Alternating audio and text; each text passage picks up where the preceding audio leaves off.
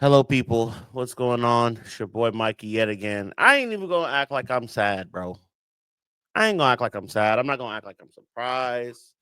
I'm not gonna act like I'm not gonna. I didn't have hope coming into the game, even with all the players we had missing. Even if we had them, I didn't have hope coming into the game.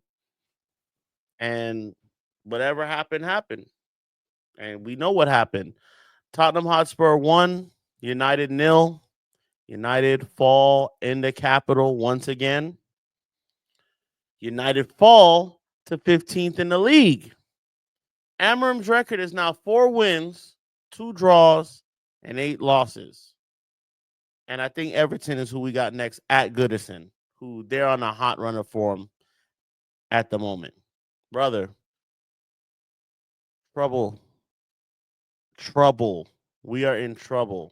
But let's break down this game. Let's break down this game. Shouts to everybody. Shouts to all the new subscribers we've gotten as of late, the subscribers we've got as of late. Thank you so much for your support. We had a post that did 16,000. Really appreciate that. We're a growing channel. And just join our community, man. Join our community. You can have your own show on here if you want. We just want as many stateside Reds in general, to come on and play a part in this thing. But let's get to this game. Feel me? All right, check. I don't think we were necessarily terrible in this game. Tottenham were terrible. Tottenham sneak a goal. Um, Onana has to do better on that goal. His hands are soft. I've criticized David De Gea for having soft hands, broken wrists. He has to do better on parrying that shot. He parries it into no man's land. But I also have to give a little bit of blame on that goal to everybody watching the ball, and nobody's picking up a man at that point. Madison just runs straight through a sea of 5 players, and he's the fox in the box to make it happen. What and another thing with Madison, Madison does the darts and he's shushing Roy Keane. Shut up, man. Shut up. You put a battery in his back today, he scored. Shut up, bro. You're a great player. Shit pundit. Just be quiet. Watch the games like the rest of us. Assess it like the rest of us. But you're calling out individual players. He played against us and he punished us for it. He people keep receipts, bro. I don't need to give anybody else any more ammo to play this game, but teach their own, I guess. Now, okay, I'm getting texts in the middle of my recording. All right, so yeah, Jesus, I'm just so out of sorts. I'm disappointed with United, but we also had a lot of issues going on. Onana needs to do better on that save. The defense needs to do better of picking up a man during that whole racket, but I know it's hard to do at that point. I can't. But we had chances to score, equalize. We had chances to go in front. Xerxes fluffs a chance. Garnacho, I don't know what Garnacho was on today, but I've always said that Garnacho has a little bit of greed in him. He's definitely improved in the distribution part of his game, like giving the ball up or not always cutting in, playing it to a man, playing it flat, playing it shallow to someone so they can get on the end of it, putting in a good cross. He's been doing that more as of late. I'll give him credit in that regard. But today, he just kept forgetting his overlap. His overlap was there. It was so much so that once Dorgu got on the end of one, he put in a wicked cross, and it caused some confusion there. But it's like, dude, you need to be watching for that overlap. He's right there, waiting for you to give him the ball. You're cutting it in, and you're putting it in row in the top deck every time. It's in the terraces every time you take a shot. Missing sitters. Now, look, I'm not going to harp on Garnacho too much. I'm not going to harp on these guys too much. I do feel like I was one of those guys that wanted the money for Garnacho, but right now we're not in a position that he could go anywhere. We're so hurt. I need to ask the question: what happened in that training session that all of these guys got bunned to hell? What happened? Were y'all fighting? Because 2 players are not playing for the rest of the season. Kobe Manu's out for the season.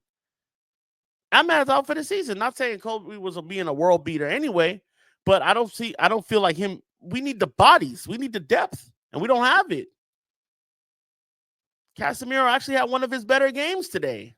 I mean, that's not saying much, but he had one of his better games today. The only people on the pitch that I feel like could hold their head up a little bit, and I'm not saying put your chin in the air. I'm just saying hold your head up a little bit and say, hey, maybe I did a job today, was Xerxes Dorgu, and maybe Casemiro. Maybe. Okay. But once again, I love Bruno Fernandes. I love him to death.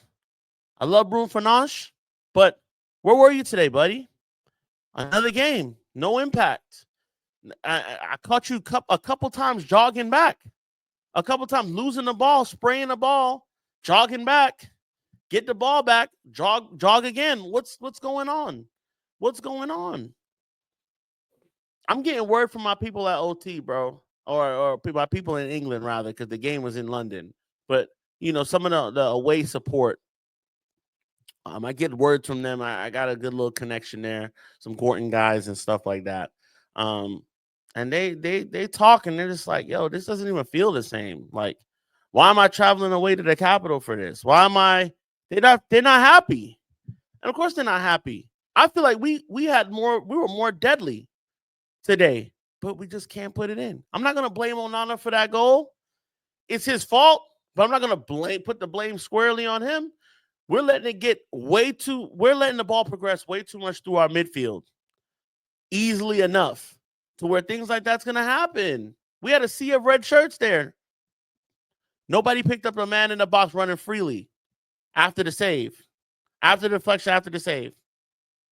I don't know, man. I don't know. This is Amarim. You putting on Cheeto, Obi Martin in injury time, bro. What is that? We're begging for this guy. Now, granted, I know that you probably see him more than I do, and I'll profess that I'm not somebody that's watching the youth team as much. I only hear about him when he's scoring. So in my head, I am definitely 100% not the person to criticize anybody for not playing somebody from the youth team because I'm not watching them day in and day out. I know Amarim's getting reports from him. He's probably seeing them he's 100%, he's 100% seeing them way more than I am. But what I will say is it's kind of disheartening that this kid can't get 10 minutes in a depleted side, in a side that don't have a recognized striker. We got a kid that's scoring all these goals that's supposedly this good that we picked up from a rival squad, and we can't see him play. We've been begging for some youth. Brother, the Premier League's washed. We're not here worried about the Premier League with you anymore. We're not. And that's why I'm not that mad. That's why I wasn't, when Sean was doing his thing on his show, I was talking a little crazy because it's like, bro, you guys are going to get yourself riled up. You're getting yourself too much hope and getting yourself riled up. Every game, you guys do the same thing. You get riled up. You give yourself a bunch of hope. And then it goes the other way. And then it's like, oh, this person, it's like, yo, this season is a write-off. There's nothing to get mad at anymore.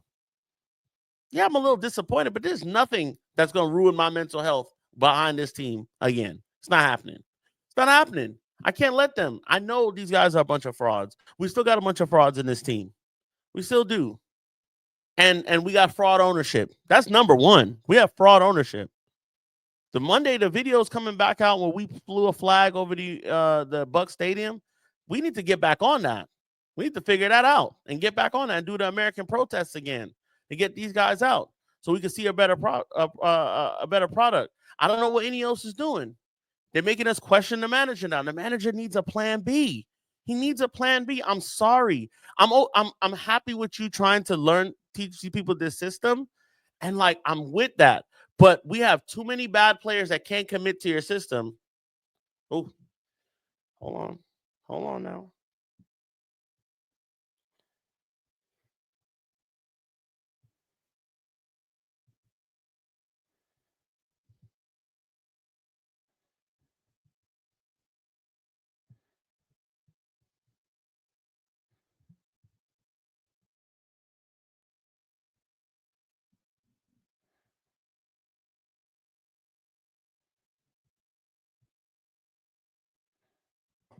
I'm sorry, y'all. I had my camera went off, and we just gonna do this on a regular HD on a regular laptop camera. But yeah, man, we got a lot of issues. We got a lot of stuff going on, and I kind of lost my place. But he has to have a plan B. A plan B needs to be had. I'm sorry. Every manager has one, and to think that you're gonna keep fitting these round pegs in the square holes, it's not gonna work, man. It's not gonna work. It's just not happening because we need results. I don't think he's gonna last if we keep getting these results the same way, because I'm already seeing people turning on him. I'm not going to turn on him. I'm with you. But at the same time, we need some results. I think I should be able to say that without being people saying that I'm going against the manager. I should be able to say that. I'm not going against him, but maybe I'm not saying play 4-4-3 or anything like that, but maybe we need to make it a little bit more basic, because it's misplayed passes. Guys are not really looking like they're linking up with each other. They just look out of sorts every time. Tottenham was very bad today. Don't get it confused. They were at home playing terribly. Okay? Weren't world beaters today. That game was for us to win, and we couldn't do it once again because we can't score. We can't score goals. That's just what it is. Normally, you can get by. You're like, you know what? We might concede, but we'll get by because we put them past people. We're not doing that. It's not happening for us, gang. So now I got to ask the question. I must ask the question. What's next for Man United? What do we do in these cases? Because he's already shown us. See, the thing is, we was mad with Ten Hag. We were mad with Ten Hag because we're like, Ten Hag, man, he's too rigid and he's stubborn and he won't change. He won't play this person, won't play that person. Rightfully so. He didn't play Ahmad. He didn't want, for whatever reason, he was sticking with Anthony, not benching Onana for whatever reason, not benching Bruno. Like he's going after, he's doing the wrong things. Amorim's starting to do that too with his system, with this 3-5-2 or 3-4-3 or whatever the hell. We got to figure that out. I'm not against this. I like this play style. I'm not against it, but you haven't had that much time to implement this. You came in, and this is a problem with Ineos. They shouldn't have given you the contract. You weren't ready yet. We needed a preseason for you to be able to have more time to implement your system and get the guys in. That's where they got it wrong. They got it wrong there. So trying a system in the middle of a season, we were 10 games in, it's crazy. It's crazy.